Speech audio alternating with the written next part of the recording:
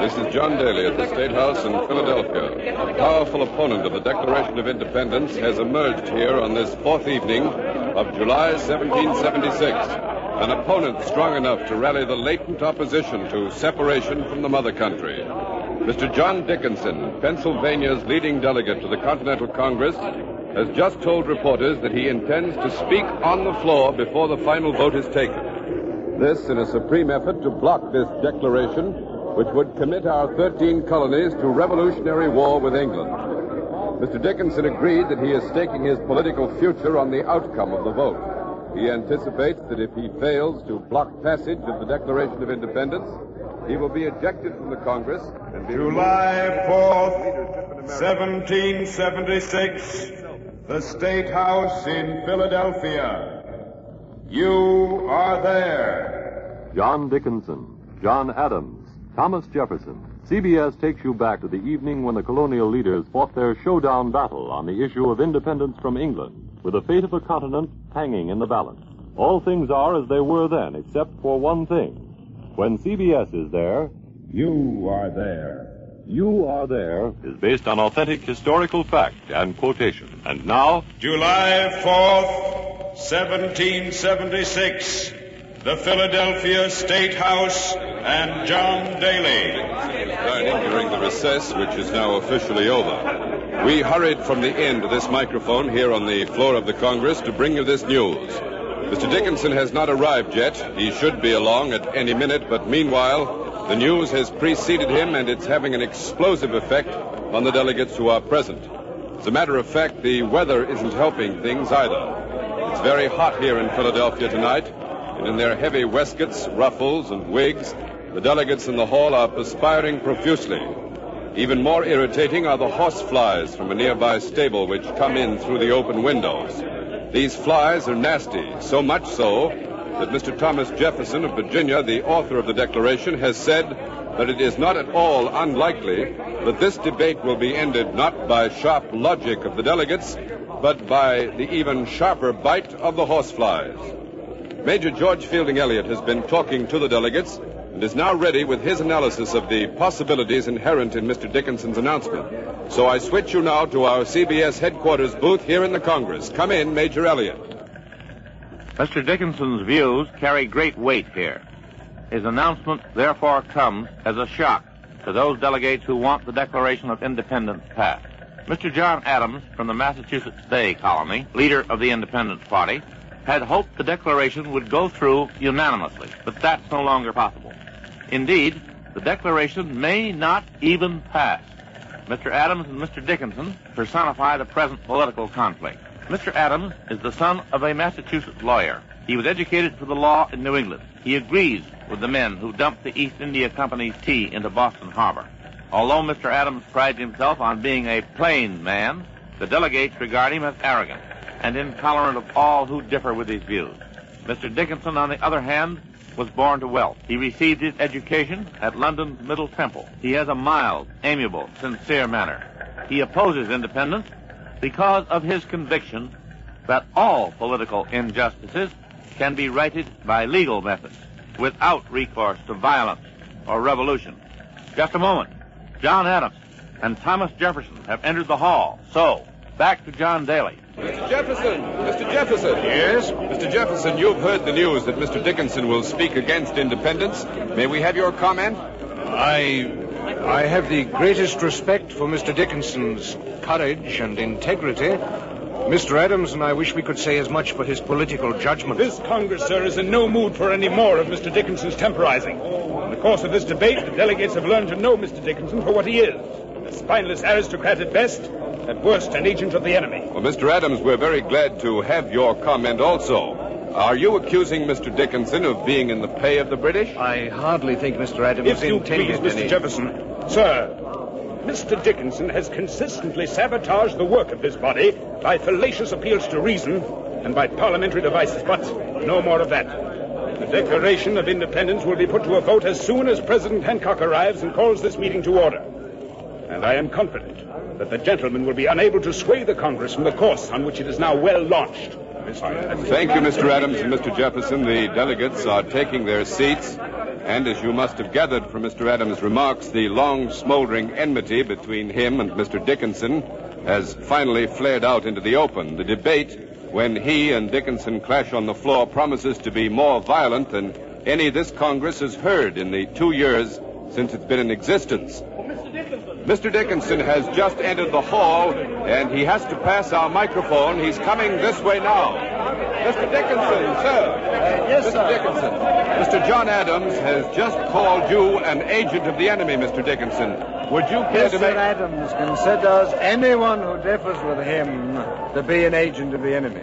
But I cannot allow myself to be silenced by insults. The question is, shall our colonies declare themselves independent of the mother country? And on this question, my opponents have been utterly dishonest. Will you explain that, Mr. Dickinson? Certainly will. 11 times in the past 2 years, Congress pledged itself not to seek independence. In January of this year, only 6 months ago, the Congress passed a most solemn declaration to the effect that we Americans have no thought of setting up an independent nation. And now, tonight, Mr. Adams asks us to break our pledged word. Nay, he demands it. But if the people favor independence, Mr. Dickinson, Mr. Adams has confused the people. He has engineered coups d'etats in the provincial legislatures in order to pack this Congress with delegates favoring independence. He has organized gangs of hoodlums to roam the streets of the cities and towns, attacking those who oppose revolution. But isn't it true, Mr. Dickinson, that at least 50% of the population favors independence? Is it right for one half of the population to impose its views on the other half by terror? Can these colonies hope to achieve victory in a revolutionary war when half of the people oppose it? I predict that if the Congress passes the Declaration of Independence, the result will be civil war, useless bloodshed, and ruinous defeat. True. Good afternoon. Good afternoon, Mr. Dickinson. The delegate from Pennsylvania is walking to his seat now. Mr. John Hancock, the president of the Congress, has entered the chamber, but it will very probably be a few moments yet before he calls the Congress to order. Mr. Dickinson said that a considerable portion of the people are opposed to independence. Well, Ken Roberts is outside the State House, where a representative crowd of Philadelphians are awaiting the result of the vote. So let's find out what they think about independence. Go ahead, Ken Roberts. With me at our CBS microphone is Mrs. Agnes Hatcher, who lives on Water Street. Mrs. Hatcher, do you favor separation from England? I hate separation. My husband was killed fighting for separation. Oh, I'm sorry. It's John Adams that should be sorry, and Mr. Jefferson. Why don't they make peace and end this killing? But, Mrs. Hatcher, would you want peace at any price? Will you tell me why my husband should die at Boston fighting the Bay Colonies battles? If the men of New England have a quarrel with the British, let them do the fighting and dying themselves. But Mr. Adams and Mr. Jefferson say they want freedom for all the colonies. I don't care about freedom. My husband is dead. Thank you, Mrs. Hatcher. Now, here beside me is Mr. Richard Caswell, an importer in Philadelphia. I forgot to ask you, Mr. Caswell, what do you import? The finest of English woolen, sir. The very finest. I see. And do you favor independence? Excuse me, Mr. Caswell. A dispatch rider has just ridden up to the State House. His horse is lathered and covered with dust and sweat. It looks as if he's been ridden long and hard. Where are you from, soldier? New York. General Washington's headquarters. What's the news there? What's happening? Plenty of excitement. Wait a minute. What's going on? The rider has gone into the State House. Whatever the news is, our reporters inside will bring it to you as soon as it's released. I'm sorry about that interruption, Mr. Caswell. Quite all right, quite all right. You were about to tell me whether you favored independence. It's an illusion, sir. Independent from what? How can we be independent? We're Englishmen, my family's English, they're all in England. Or my trade, my business is with England. Look at my books, you see. This talk about separation is ridiculous. Worse than ridiculous. It's vicious. It's ruining me. Ever since this war started, no shipments. Percentages, 76% less business than my firm did in 75. But, Mr. Caswell, isn't it argued that if the colonies were independent, American businessmen could then trade with the entire world? Who wants to trade with the entire world? What do we need the world for? Everything we can produce, we can sell in England. And everything that we need, we can buy from England. It's just common sense, that's all. How do you suppose the colonies have grown prosperous and strong and important? Protected trade with England. Protected trade. Yes, but what about the heavy taxes that the mother country has imposed? What about taxation without representation? Bad, very bad. But independence? Worse, much worse. Terrible. What about Pitt and Burke in Parliament? We have friends in England. They're trying to settle this thing intelligently, without violence, without bloodshed. But Mr. Adams and Jefferson, those wild men in there, hotheads, radicals, that's what they are. They want to get power, that's all, power. That's all they're interested in, power. Well, Mr. Caswell, independence is something... Independence, the word second. Listen to him. We've already become independent of principle and gratitude to the mother country. What's he saying? And if this war is permitted to continue, we shall become independent of cash, clothing, laws, liberty, and... Yes, life itself. What are you talking about? You're a liar, that's what you are, mister. You're a Tory. A Tory. The truth. It may not be popular, but it's the truth. Shut up, you Tory, or we'll teach you a lesson. I'm not afraid of you. Listen, close your mouth. Mr. Caswell has just been struck by some man who's been heckling him. The crowd here is manhandling Mr. Caswell. The men are flailing at him with their fists. They must be members of the Sons of Liberty. The women are tearing at Mr. Caswell's clothes and spitting at him. This crowd has gone wild, and it's frightening. Mr. Caswell has been knocked to the ground. I can't see him, but I can hear his cries. The men are bending over him, swinging their fists, pounding. This is John Daly inside the Continental Congress. We have interrupted Ken Roberts because President Hancock has just called the Congress to order. He's about to read the dispatch which has just arrived from General Washington's headquarters in New York. President Hancock. This is the information contained in General Washington's dispatch. The news is grim indeed. A great British fleet is at this moment in New York Harbor. British Marines have seized Staten Island in the harbor, and redcoats are landing there by the thousands. General Washington advises that a British attack on New York City must be expected momentarily. The enemy appears to have overwhelming superiority in numbers and equipment. General Washington concludes with a statement that it may be impossible to defend New York City with the slender forces at his command. Gentlemen, the Congress will recess for 5 minutes. The Congress has again recessed. The sound of President Hancock's gavel has released a torrent of excitement and confusion bordering virtually on panic. Delegates have risen from their seats. They are moving about the floor, talking to each other in loud voices, often shouting in their arguments. Mr. John Adams and Mr. Thomas Jefferson have rushed up to the chair. Mr. Adams is pale, agitated. Only Mr. Dickinson, of all the delegates here in the chamber, has remained seated. Mr. Rutledge. Just a moment, sir. Here's Mr. Edward Rutledge, a delegate from South Carolina. Sir, what effect do you think the news of the British arrival will have on the independence vote? It cannot fail to have a profound effect. It will add force and logic to Mr. Dickinson's position. Thank you, Mr. Rutledge. Mr. Rutledge is one of Mr. Dickinson's supporters. Here is Mr. Elbridge Gerry, a delegate from the Massachusetts Bay Colony and an independence man. Mr. Gerry, what do you think of the announcement, sir? Frankly, I don't know what to think.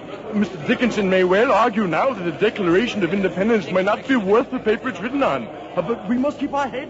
We must stand firm. Thank you, Mr. Gerry. Major Elliott has more news from New York, so let's switch to him in our CBS headquarters booth. Come in, Major Elliott. We now know that the British fleet numbers 130 vessels. The troops on board are commanded by General Sir William Howe, one of England's ablest generals. The appearance of the fleet has thrown New York into disorderly confusion, and the legislature has withdrawn for safety to White Plains, 35 miles away. Our New York newsroom informs us that a short while ago, CBS correspondent Ned Kelmer passed through the British lines on Staten Island under safe conduct to interview the British commander-in-chief. He made a tape recording of this interview that our New York newsroom will play for you now. This is the kitchen of a Staten Island farmhouse which now serves as General Howe's headquarters. A regiment of redcoats is on parade outside, marching to the music of a British military band. I can see them through an open window from where I'm standing. In their tight-fitting scarlet coats and long gaiters, these trim soldiers in perfect step to the music look like the veteran fighting men that they are. General Howe, sir, will you tell us how many such troops you have at your disposal? 14,000 on this island, and an additional 13,000 under General Carleton on their way across Lake Champlain in upper New York. You don't mind giving General Washington this information? Not at all, not at all. Frankly, I doubt very much that it will make any difference if Washington knows it. I take it then, General Howe, that you're completely confident of victory. Naturally. Those men you see out there, they are the conquerors of France and Spain. They are the finest troops in the world. They'll crush Washington's colonial militiamen at the very first encounter, utterly. But Washington, poor fellow, he's leading nothing but a rabble. They lack powder, guns. His officers are without experience. Washington himself is hardly what you might call, shall we say, a professional military man. General Washington, sir, made quite a good showing in the war against the French. Under English commanders, Mr. Calmer. Chalmers. Under English commanders. Mr. Calmer? Chalmers. General Howe, you know, of course, that the Continental Congress is about to vote on independence from England. Would you care to comment on that, sir? Yes, I would like to say something to that. I would like to say it as a friend and not as a soldier. I repeat, as a friend, because I think I have amply demonstrated my friendship for British America in the past, by word and deed. Yes, if I recall correctly, General Howe, you once stated publicly that you would never lead British troops against British America. Well, of course, but the situation has changed. The colonies are now being led by a pack of extremists. This rebellion by the mob must be crushed, and I have the forces with which to crush it. The greatest fleet and the most powerful force of soldiers ever assembled on American soil. I hope with all my heart that it will not be necessary to throw this array of military power into action. I pray that the counsel of the extremists will be rejected by the Continental Congress and that the advice of saner, more moderate men will prevail. Thank you, General Howe. This is George Fielding Elliott in Philadelphia. The interview you have just heard was a tape recording made by Ned Chalmer at British headquarters on Staten Island. The recess here in the Continental Congress continues. The delegates are confused, shaken. Mr. Adams, Mr. Jefferson, and Mr. Benjamin Franklin, the leaders of the Independent Party, are doing all they can to counteract the doubt and hesitation inspired by the news from New York. They are trying desperately to maintain their strength, to keep their pledged votes in line, and they are insisting that the final vote be taken tonight without regard for the situation in New York. On the other hand, a group of less militant delegates is urging postponement until we have more definite information from General Washington's headquarters. The commander-in-chief said in his dispatch that he fears that he may not be able to hold New York. The cautious delegates want to know for sure whether he will fight or surrender the city without a struggle. Our CBS correspondent, Bud Collier, is now at General Washington's headquarters. He may have some last-minute information. Therefore, we take you now to General Washington's headquarters in New York. Bud Collier reporting. I'm waiting here on the parade ground before General Washington's headquarters. The Commander-in-Chief has promised to answer my question as soon as he comes out to address his troops, presumably to make some formal statement about the news of the British arrival. The bugles are blowing assembly. The men of the regiments are running to join their formations. I can see the flag of the 1st Massachusetts, I believe it is, the Virginia Rifles, the 5th Connecticut, and many others. But in all this mass of thousands of men, I see very few men in uniform. Most of the troops are dressed in civilian homespun, and quite a few of them wear the fringed leather shirts which mark them as frontiersmen. General Washington has still not come out on the parade ground. Oh, here's a militiaman coming by. Soldier! Let me go. I got pulled. Oh, just a few questions. You got plenty of time. What's your name, son? Tom Summers. Look, let me go, will you, mister? The sergeant will give me That's all right. I'll fix it with General Washington for you. How old are you, Tom? 17. Ever seen any action against the British? No, not yet. Well, you'll probably see action soon right here in New York. Well, I ain't afraid if that's what you mean. How long have you been in the Army, Tom? 2 months. Look, please, mister, ask me all your questions at once. All right, Tom, sure. How long are you in for? Well, I'm going back home next month. That's when my 3 months are up. Oh? My pa enlisted me. He wanted to make himself $10. I see. Well, he got his $10, and I'm going home next month. Well, there ain't nothing wrong with that, you know. No. Some fellas enlisted for the money and then deserted without even serving their 3 months. Well, yes, but what about independence, Tom? How do you feel about independence? Well, I don't know nothing about that, honest, mister. Oh, there's the general. I gotta go. General Washington is approaching the microphone. He wears his full-dress uniform. His sword flaps against the side of his leg as he walks. General Washington, are you going to fight for New York? It is a difficult question. Frankly, I haven't made up my mind. If you elect to fight, General Washington, do you think you will be able to defend New York successfully? I will do my best, and God willing, we shall be successful. In any event, I would like to say to all the people, do not yield to panic. But, General, in view of the current situation, do you think the Declaration of Independence should be passed at this time? That must be decided by the Congress in Philadelphia. Thank you, General Washington. Commander-in-Chief is walking away across the field now, his shoulders slightly bent, his jaw thrust forward in the manner of a man who bears an enormous responsibility for which he is ill-prepared. This is Bud Collyer in New York. I return you now to the Continental Congress in Philadelphia. This is John Daly at the Continental Congress in Philadelphia. This is the long-awaited climax of the debate on the Declaration of Independence. The Congress has reconvened, and because Mr. Dickinson asked to speak against the Declaration, Mr. Adams has also requested the floor. By agreement, the vote will take place when the two speakers have finished. Also, by agreement, before the session began, Mr. Adams is speaking first. He's exerting his utmost efforts to keep the votes pledged to independence from bolting to Mr. Dickinson. Will he succeed? Well, we'll only know when the vote is taken. And now let's listen to Mr. Adams. By proclaiming a Declaration of Independence, gentlemen, this Congress will be giving official recognition to a fact which already exists, namely, that these colonies are actually, in fact, independent of England. Yet, some great brains counsel us to wait, to exercise caution. Do these cautious gentlemen plead for a postponement of a Declaration of Independence so that their Tory friends may have time to hatch plots and conspiracies against us?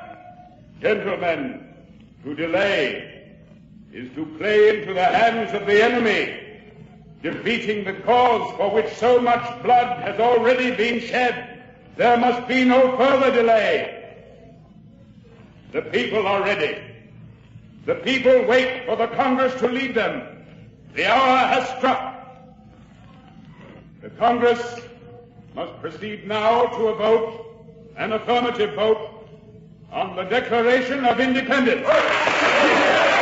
Mr. Adams has left the rostrum. Mr. Dickinson is coming up to speak. Dickinson's face is pale. His fists are clenched.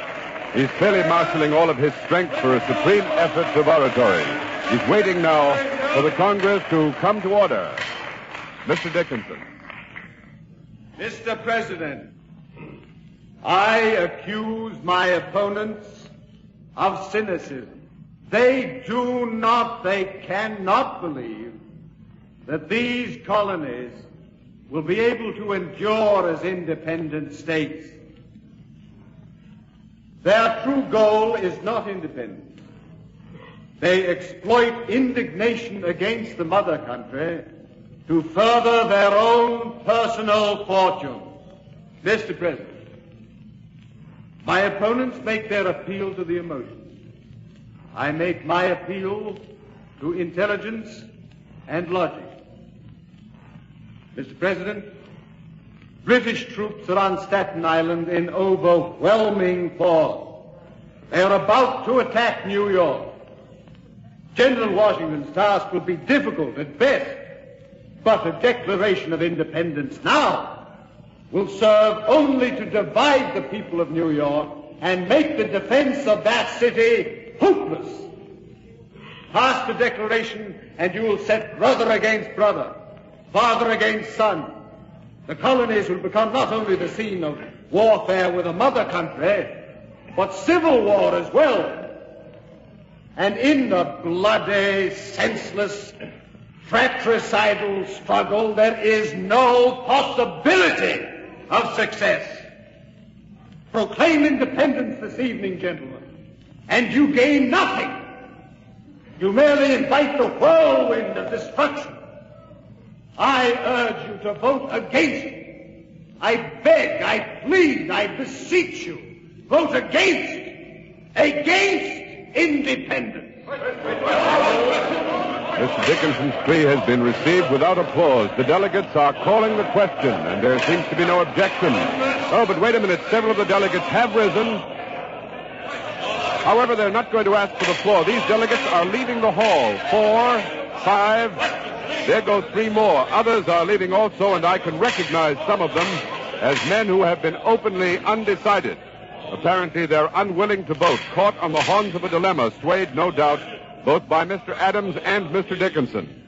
This is a great, a fearful moment of decision. Some of these men are apparently not capable of facing up to it. President Hancock. Embodying the Declaration of Independence. The vote will be by colonies, each colony voting as a unit. A majority will decide. The clerk will call the roll.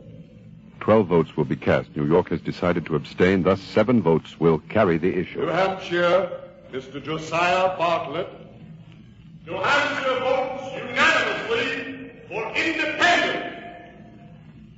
Massachusetts, Mr. John Adams. The Patriots of Massachusetts vote unanimously for independence.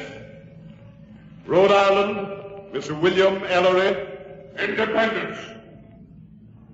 Connecticut, Mr. Roger Sherman. Independence, unanimous. New Jersey, the Reverend Dr. Witherspoon. Mr. President, in my judgment, the country is not only ripe for independence, but is in danger of becoming rotten for want of it. New Jersey votes unanimously for independence. Pennsylvania, Mr. Benjamin Franklin. The majority of the delegation from Pennsylvania votes for separation from England, so help us God. Delaware, Mr. Caesar Rodney. Delaware votes unanimously for independence. The Declaration of Independence is passed. Delaware has cast the deciding vote. There's no reaction from the delegates, and the voting continues. It will very probably be unanimous by colonies. Many of the individual delegates are shaking their heads. However, no matter what may be said against the Declaration, this document is impressive. It reads well. It begins, when in the course of human events change is necessary, and then continues, and I quote, "We hold these truths to be self-evident, that all men are created equal, that they are endowed by their Creator with certain unalienable rights, that among these are life, liberty, and the pursuit of happiness." July 4th, these rights, 1776. John Dickinson loses his fight to block the Declaration of Independence, and the 13 colonies go forward to establish the United States of America.